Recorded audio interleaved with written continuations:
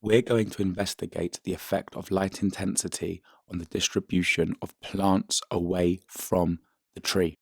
So you firstly lay the belt transect away from the tree. The belt transect in this case is a measuring tape. You now lay the quadrat at the first point on the belt transect at 0 meters away from where you are measuring. You now measure your abiotic factor, in this case light intensity. So we've got a light intensity of 10, and we count the number of flowers inside the quadrat at this point. In this case, there are 8 flowers.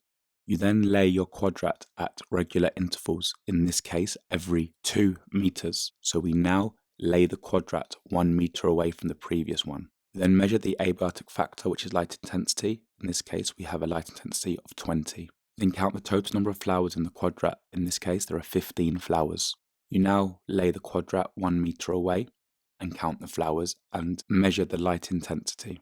We are now further away from the tree, so the light intensity is higher and it is 40. You then count the number of flowers. In this quadrat, there are 29 flowers. You then lay the quadrat for a final time. In this case, the light intensity is 42 and there are 30 flowers. So the method for using a belt transect, which is systematic sampling, is as follows.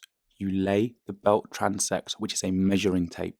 Then you systematically place the quadrat every 2 meters. It doesn't have to be every 2 meters, just in this example I've done that. It has to be a regular interval. You then measure the abiotic factor. In this case, it was light intensity. Then count the number of organisms in each quadrat. You record the abundance in the quadrat, so you count the number of organisms in the quadrat.